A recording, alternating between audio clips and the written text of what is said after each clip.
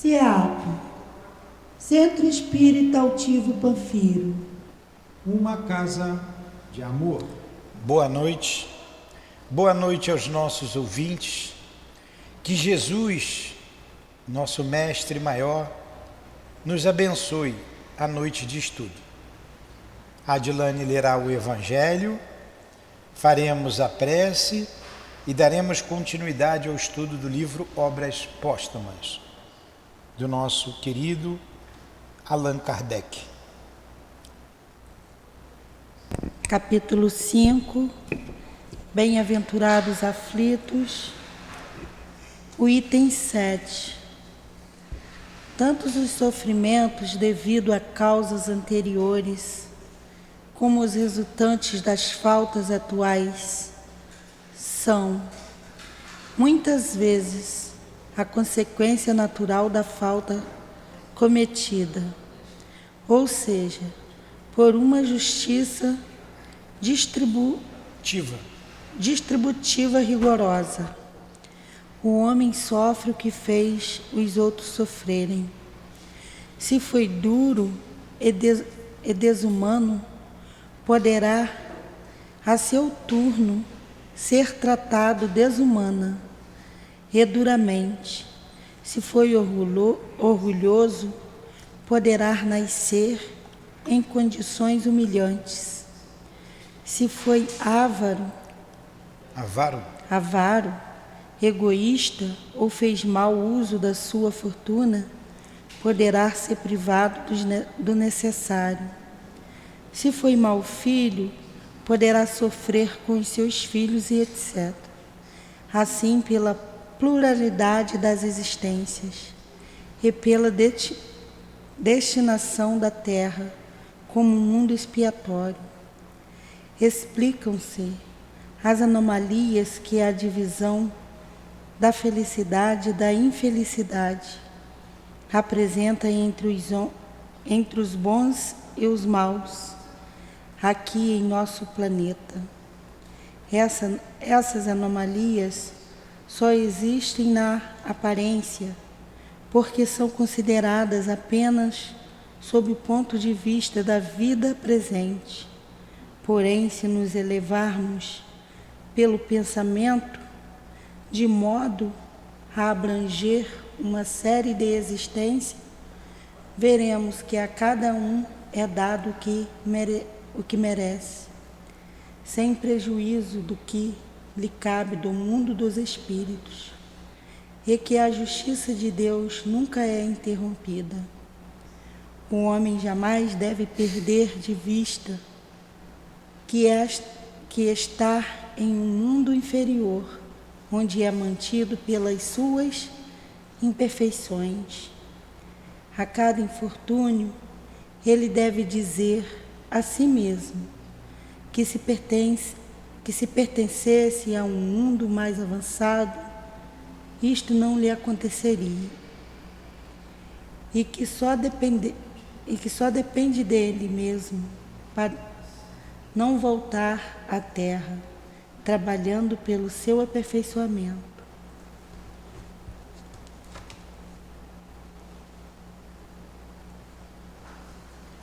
Querido Jesus, amados espíritos guias da nossa casa de amor, irmão altivo, irmãs queridas, nosso mestre Kardec, em nome de vocês, queridos irmãos, em nome de Leon Denis, do amor que vibra nesta casa, no coração de cada um espírito, de cada um de nós, em nome do nosso amor, Lourdinha, em nome do amor de Jesus Cristo, nosso Mestre Maior, e de Deus, nosso Pai, é que nós pedimos a devida permissão para iniciarmos os estudos da noite de hoje. Que assim seja. Graças a Deus.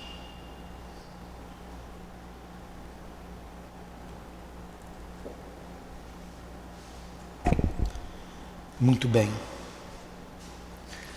Dando continuidade aqui, estamos entrando no capítulo que trata dos homens duplos e das aparições de pessoas vivas. Página 81, Adilane. Pode começar a ler. Achou aí? Fato. Acharam vocês? Achou? Não, no meu livro, eu não sei se é o meu. Não, o livro dos Espíritos é daqui a pouco. Agora é o Obras Póstumas. Eu adoro esses alunos. Tá, vamos lá. Dos homens duplos e das aparições de pessoas vivas. Vai, Adilane. É um fato hoje constatado e perfeitamente explicado que o espírito, isolando-se de um corpo vivo, pode, com a ajuda de seu envoltório fluídico perispiritual, aparecer num outro local diferente daquele onde está o corpo material. Mas até o presente, a teoria, de acordo com a experiência, parece demonstrar que essa separação só pode acontecer durante o sono, ou pelo seguinte, se fossem exato, não, ou pelo menos durante a inatividade dos sentidos, o senhor não está me corrigindo, corporais. Os fatos seguintes, se fossem exatos, provariam que se pode produzir igualmente no estado de vigília. Foram extraídos da obra alemã, sem alemão. Por Maximilien, pula que eu também não sei ler isso. Professor da Universidade de Berna. Então ele vai citar aqui alguns casos que foram extraídos de uma obra alemã, em 1861. Mas antes, o que ela leu aqui? É a pessoa estar em dois lugares ao mesmo tempo, o que se chama de bicorporeidade. No Livro dos Espíritos tem um capítulo de bicorporeidade. No Livro dos Médiuns, ele também cita o caso de Santo Afonso de Liguori, de Santo Antônio de Pádua, que foram vistos em dois lugares ao mesmo tempo. E, mais recentemente, a gente conhece o caso do Eurípides Barçanufo. E como é que se dá esse processo? Vamos supor que eu tenha o dom da bicorporeidade, está em dois lugares ao mesmo tempo. Eu preciso entrar no estado de sono,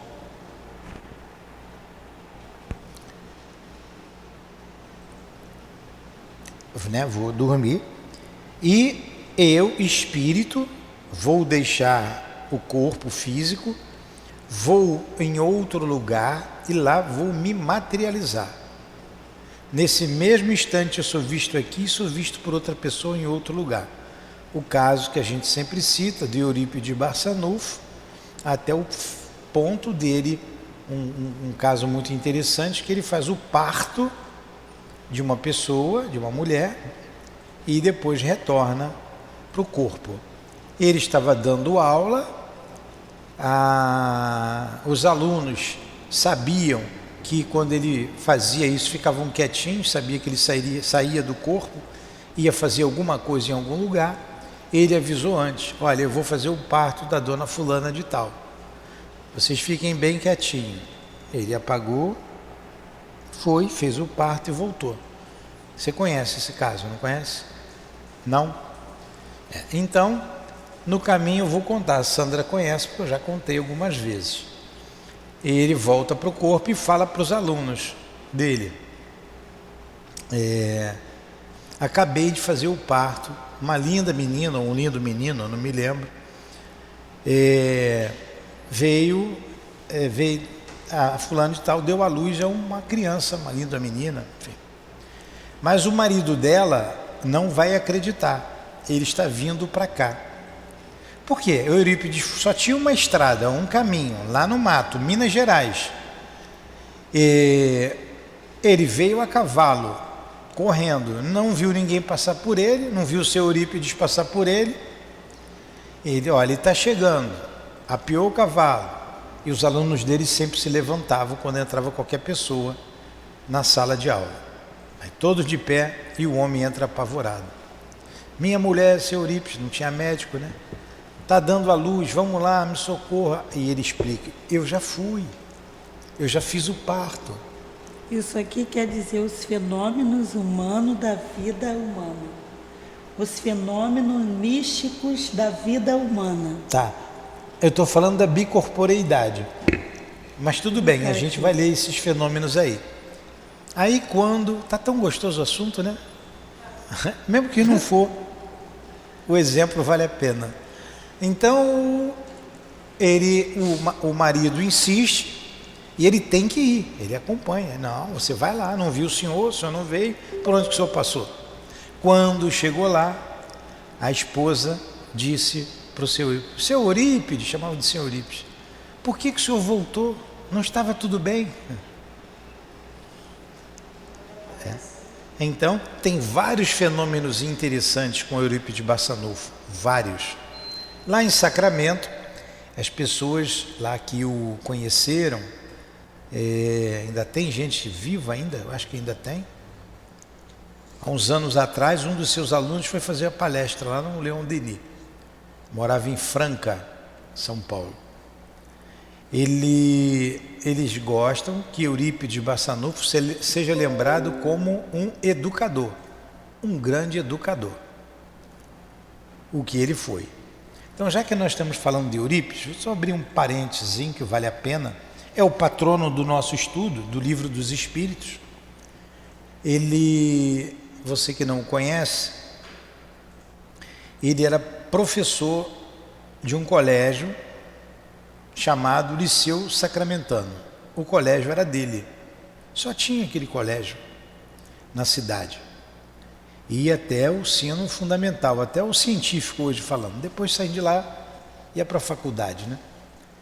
E Eurípides Barçanufo, dentre tantas outras situações interessantíssimas, ele, quando se tornou espírita, porque ele ajudava muito o padre da igreja, e o padre achou que ele se tornou espírita porque tinha dado a ele a Bíblia para ele ler, e era proibido. O padre surtou, mas não fez Eurípides voltar atrás. Então, depois dele ler o livro Depois da Morte, que o senhor Mariano, o tio senhor, que era tio dele, entregou para ele quando discutia com ele sobre o espiritismo, e o tio senhor, não sabia explicar para ele os fenômenos, e Eurípides era muito inteligente. Ele falou assim, olha, eu vou lhe dar um livro, você lê. Esse livro vai te ajudar. Foi o livro Depois da Morte, de Leon Denis. E ali ele se torna espírita. Ele leu numa noite o livro. Leu e releu o livro todo. E abandona a igreja. Quando isso acontece, os pais da cidade, uma cidade católica, tira todos os filhos do colégio. Não ficou nenhum aluno.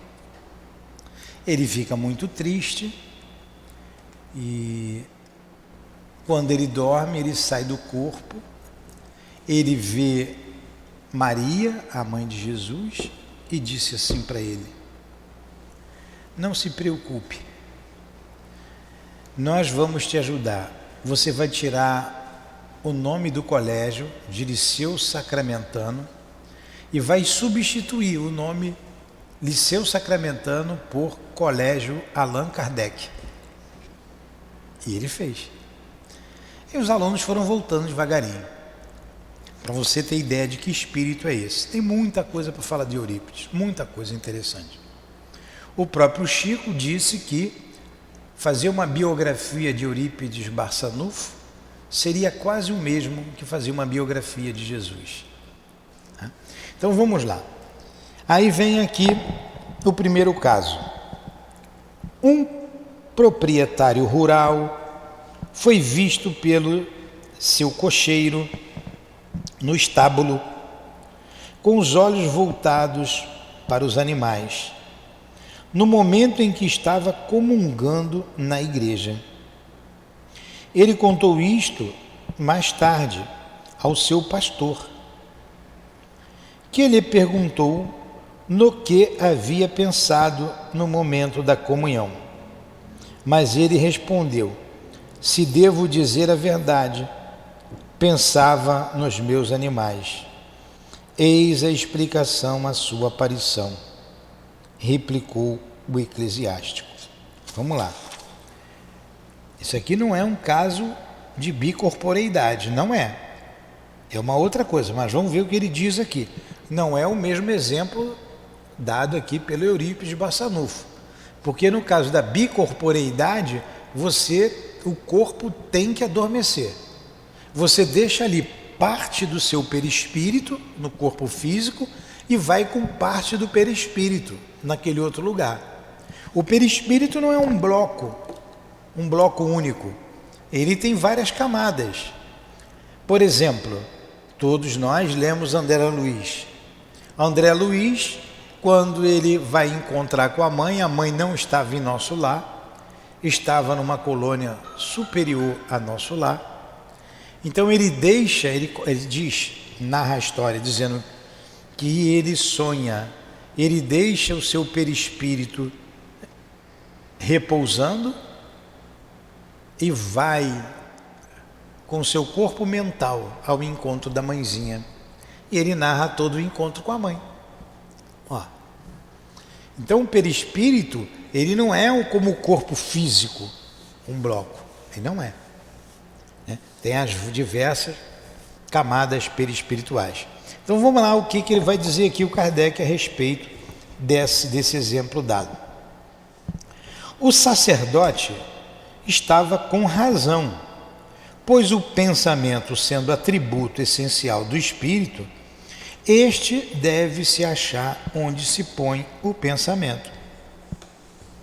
A questão é saber se, no estado de vigília, o desligamento do perispírito pode ser bastante grande para produzir uma aparição, o que implicaria uma espécie de desdobramento do espírito, do qual uma parte animaria o corpo fluídico e outra o corpo material. Isto nada tem de impossível, se se considera que quando o pensamento se concentra num ponto afastado, o corpo não age, senão mecanicamente, por uma espécie de impulsão mecânica, o que acontece sobretudo com as pessoas distraídas. Apenas está animado na vida material. A vida espiritual segue o espírito. É, portanto, provável que o homem em questão experimentou nesse momento uma forte distração e que seus animais o preocupavam mais do que a sua comunhão. Entenderam? Então o que acontece? Às vezes acontece comigo aqui mesmo, eu lendo a Dilane lê, aí eu dou uma voada, meu pensamento vai em algum lugar, aí eu vou ler, Dilane lê de novo, ou eu leio novamente para eu entender. Você já viu, vocês já ficaram, como eu já fiquei absorto, estou aqui, meu olhar está no infinito, né? Está vago, estou pensando lá na minha casa, numa situação qualquer na minha casa. Como ele disse, o pensamento é um atributo do espírito. Alguém na minha casa pode me ver. E vi aqui o fulano aqui, vi a minha mãe, vi meu pai, vi fulano aqui em casa. Ora, mas ele não foi para o centro espírita, como é que eu vi ele aqui? Ali não é uma bicorporeidade, como Kardec explicou. O pensamento acompanhou o espírito. O pensamento. Isso aí é uma situação bem rápida. Ela não acontece como aconteceu com o Santo Antônio de Pádua, com o Eurípides de Barçanufo. O que aconteceu com o Santo Antônio de Pádua? O pai dele estava sendo condenado em outro país, na Itália. Ele estava em Pádua. Pádua é Espanha ou é Portugal? Ele estava em Pádua e... Vê rápido aí, Marquinhos. Sempre... Espanha. Pádua, onde é que fica Pádua? Minha cabeça está ficando... E ele estava celebrando uma missa, ele era um padre, ele estava celebrando uma missa e naquele mesmo momento ele foi visto lá defendendo o pai dele lá na Itália, que estava sendo acusado de um crime. Hã? Vê quem bate ali, Marquinhos. Itália, Lisboa. Adiantou ele falar alguma coisa? Olha para mim, fala olhando para mim. Itália. A Basílica de Pádua fica na Itália. Ele foi na Itália e absorveu lá, foi testemunho e absorveram o pai dele. Então ele estava celebrando a missa e foi visto em outro lugar e lá ele atuou. Não, ele não foi com um pensamento. Ali ele se materializou naquele lugar. Ele se materializou. O corpo dormiu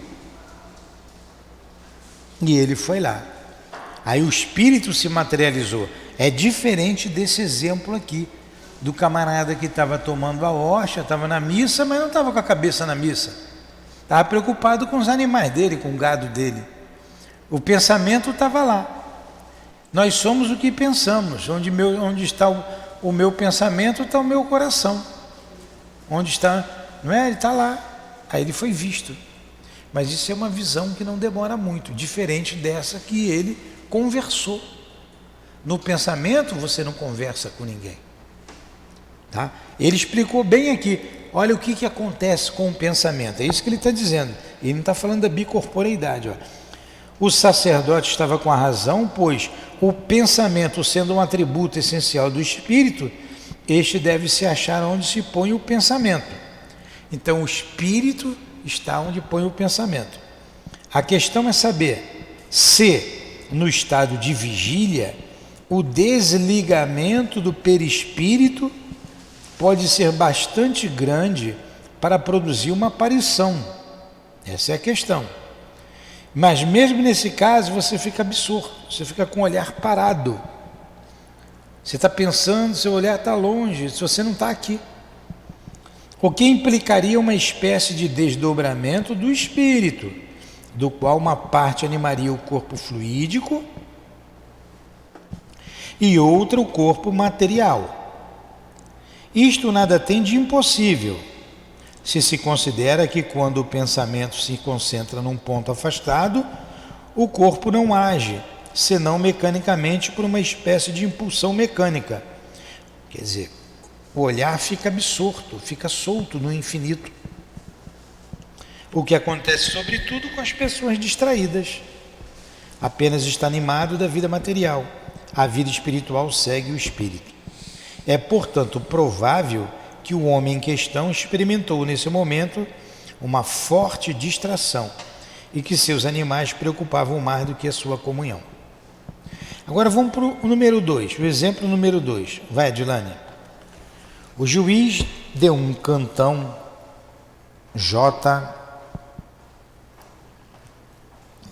JNFR enviou um dia seu empregado a uma cidadezinha dos arredores. Após um certo lapso de tempo. Um lapso de tempo é uma coisa rápida. Rápido, uma coisa bem rápida. Isso é um lapso. Viu-o voltar, pegar um livro do armário e folheá-lo. Perguntou-lhe bruscamente por que ainda não tinha partido.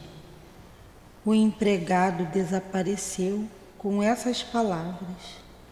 O livro caiu ao chão e o juiz o coloca aberto sobre uma mesa, como havia caído. Olha só, o juiz mandou o empregado fazer uma coisa, de repente, num lapso de tempo, foi o que a gente falou, uma coisa rápida, ele viu o empregado ali folheando o livro. Ué, você não foi fazer o que eu pedi para fazer? Disse o empregado, sumiu. Na bicorporeidade, a pessoa conversa com a outra, como Santo Antônio de Pádua e como o nosso irmão lá, Eurípides Bassanufo, como Santo Antônio de Liguori. É diferente, tá? Continua. À noite, quando o empregado chegou de volta, o juiz perguntou-lhe se não lhe tinha acontecido nada na estrada, se não tinha voltado no quarto onde se encontrava neste momento. Não, respondeu o empregado. Caminhei pela estrada com um dos meus amigos. Atravessando a floresta, tivemos uma discussão a respeito de uma planta que tínhamos encontrado. E eu dizia que se eu tivesse em casa, semearia fácil mostrar a página de Linné que me daria razão. Era justamente neste livro que havia ficado aberto.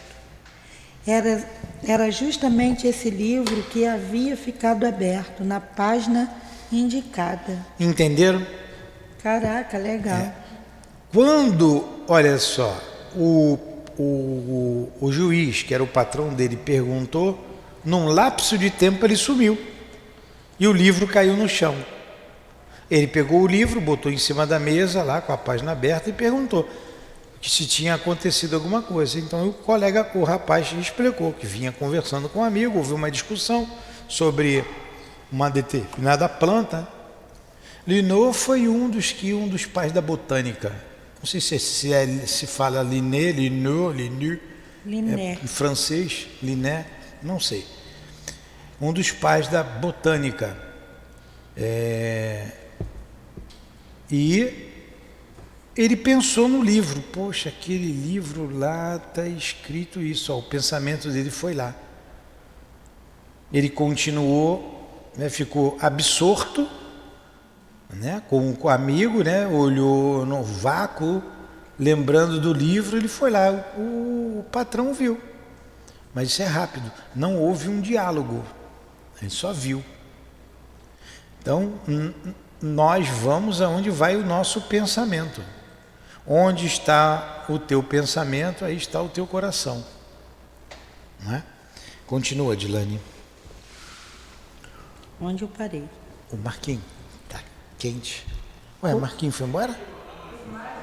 O fato, Você não quis ir embora? por mais extraordinário que seja, o fato não se saberia dizer se é materialmente impossível, pois estamos longe de conhecer ainda todos os fenômenos da vida espiritual. Todavia, ele tem necessidade de confirmação em caso semelhante. Seria preciso poder constatar de uma maneira positiva o estado do corpo no momento da aparição, até que prove o contrário. Duvidamos que a coisa seja possível quando o corpo está numa atividade inteligente. Olha só, o próprio Kardec não sabe definir o que aconteceu. Ele tinha que analisar mais profundamente. Será que foi aquilo mesmo? Mas aconteceram 2 casos, mas ele não sabe explicar. Porque na bicorporeidade, volto a dizer, desculpem ser tão repetitivo, o corpo tem que dormir. E olha o caso do Eurípides. Eurípides sabia o que ia fazer. Vou lá, vou atender, vou fazer o parto da moça. Quando ele voltou, ele falou para os alunos: fui lá, fiz o parto, nasceu uma menina, o marido dela está vindo aqui, não vai acreditar que eu já fui lá, vai me obrigar a ir com ele, eu vou ter que voltar com ele, olha, ele está chegando, apiou o cavalo, levanta. É uma outra coisa. Santo Antônio de Pádua, a mesma coisa. Sabia o que ia fazer. Não foi uma coisa assim, fugidia, como num lapso de tempo. E o próprio Kardec está dizendo que não afirma nem infirma. Mas uma vez, eu não sei até, o quê? Uma distração.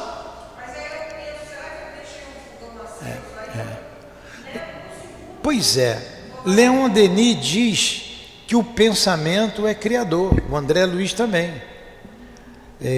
Leon Denis diz: nós somos o que pensamos, o pensamento é criador. O André Luiz diz: o pensamento é matéria. Então Leon Denis se refere ao pensamento no momento que ele surge, o pensamento ideia. O André Luiz, quando fala que o pensamento é matéria, é o pensamento já pronto. Quando você começa a pensar numa tal situação, você cria, sempre cria, né? Por isso ele diz: o pensamento é criador. Pode ser isso.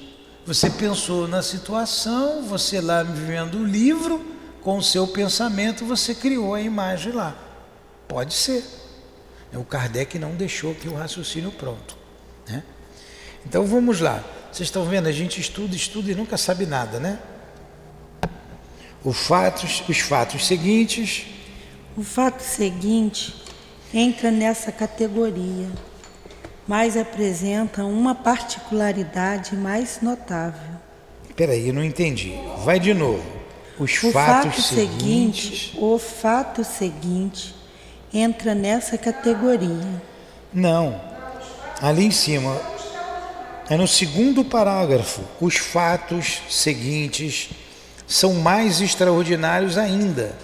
Não tem isso aqui. E confessamos francamente que nos inspiram mais do que dúvidas. Olha só, ele vai trazer mais fatos e que vai trazer mais dúvidas. Compreende-se facilmente que a aparição do espírito de uma pessoa viva seja vista por uma terceira pessoa, mas não que um indivíduo possa ver a sua própria aparição, sobretudo nas circunstâncias relatadas logo a seguir. Então vamos lá, número 3, pode ler. Por que o senhor pulou 2? Nós não lemos, você já leu, minha filha. Leu o número 3. O secretário do governo Tríptis, em Verma, voltando a achar para ali procurar... Não, só lê esse, só viu um monte de nome doido. Vai. O secretário do governo Tríptis, em Weimar, voltando à chancelaria para ali procurar um pacote de atos dos quais tinha uma grande necessidade, viu-se sentado na sua cadeira habitual e tendo os atos diante de si. Apavora-se, volta para casa e envia sua empregada com a ordem de pegar os atos que ela encontraria no seu lugar de costume. Está lá, vai, e vê igualmente seu patrão sentado na sua cadeira. É uma coisa estranha, né? Será que foi um espírito lá que apareceu e se materializou e ele viu? Né? Muito estranho, como o Kardec falou.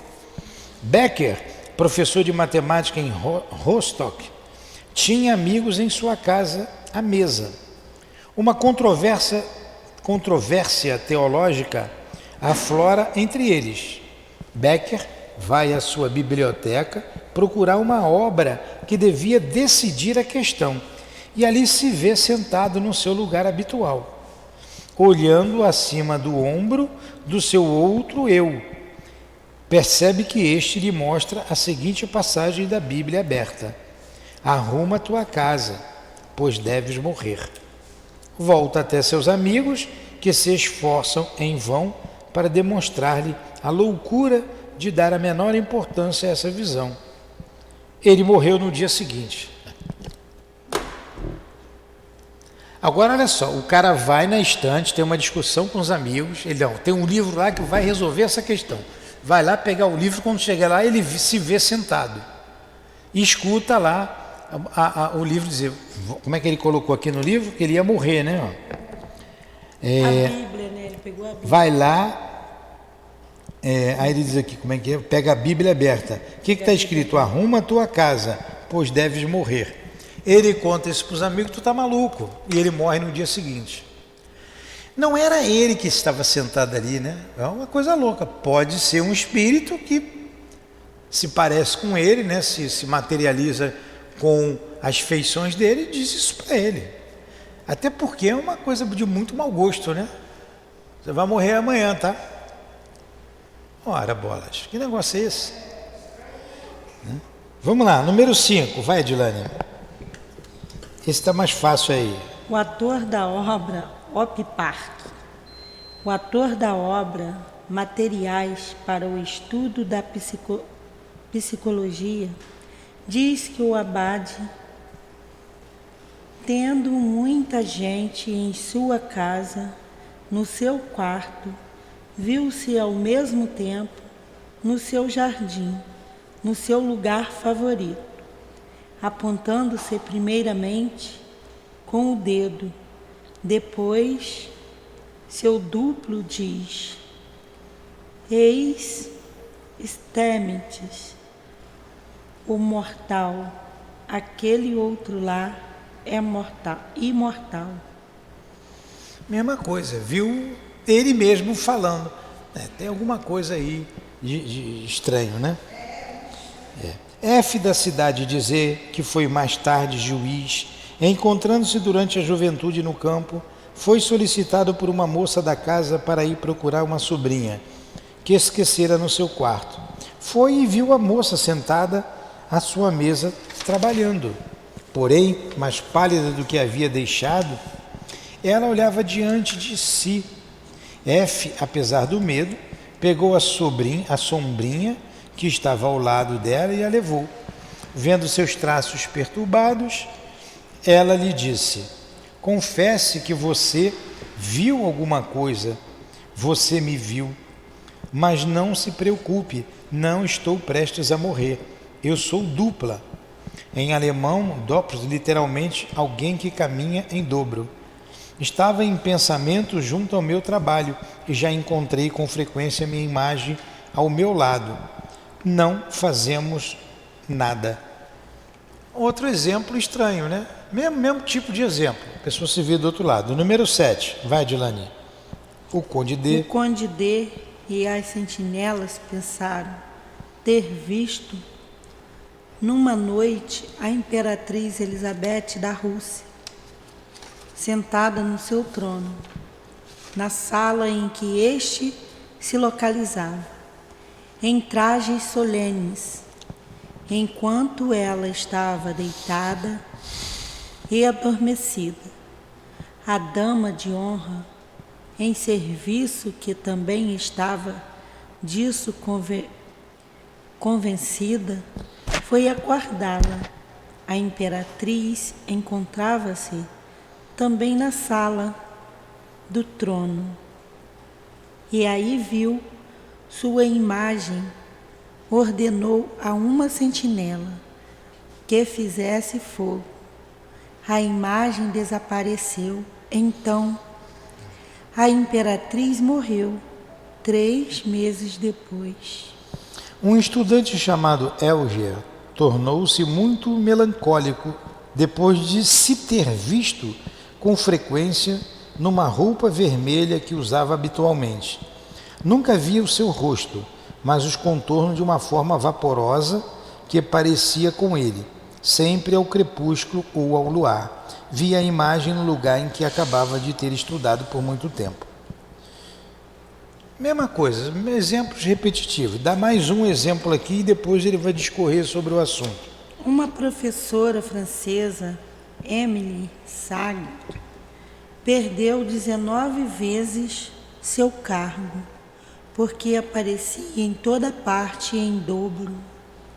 As moças de um pensionato em New York, em Livônia, viam-na algumas vezes na sala ou no jardim, enquanto ela se encontrava na realidade fora.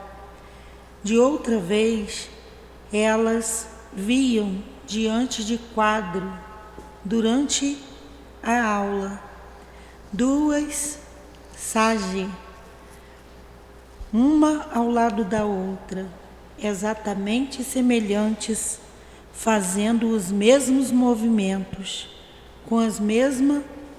com esta única diferença, que só a verdadeira sage tinha um pedaço de giz na mão, com o qual escrevia no quadro. Muito bem. Coitada da moça, né? Se vê duas vezes, né? Coisa Não, complicada. Se via várias vezes ela. Agora tem uma explicação longa aqui de Kardec, comentando sobre isso. Não sei se vale a pena a gente ler agora ou deixar para a próxima aula. Deixa para a próxima. Vamos deixar para a próxima aula, né? Porque está terminando o nosso tempo, está bem grande. Eu vou marcar aqui, ó, a obra do Sr. Perthes contém um grande número de feitos. A gente vai ver a explicação de tudo isso aqui. Tudo bem? Alguma pergunta? Não dá nem para perguntar, né? Porque também a gente não entendeu como é que isso acontece, a gente não sabe. Vamos ver o que Kardec vai falar sobre isso. Então vamos terminar. Que é estranho, né? O nosso estudo, agradecendo em primeiro lugar a Deus, acima de todas as coisas, a Jesus de Nazaré, o nosso mestre, o nosso amigo de todas as horas, a Allan Kardec, outro mestre de amor que nos conduz na mediunidade e desvenda o Evangelho de Jesus com a luz lançada sobre ele, a luz do Espiritismo. A nossa gratidão a esses espíritos amigos, que seja em nome desses espíritos, em nome de Leon Denis, do nosso irmão altivo, e da coluna de espíritos que dirige o nosso SEAP, que seja em nome do amor, do nosso amor, minha querida, mas acima de tudo, em nome do amor do Cristo Jesus e de Deus nosso Pai, é que damos por encerrado os estudos da tarde de hoje, em torno do livro Obras Póstumas. Que assim seja.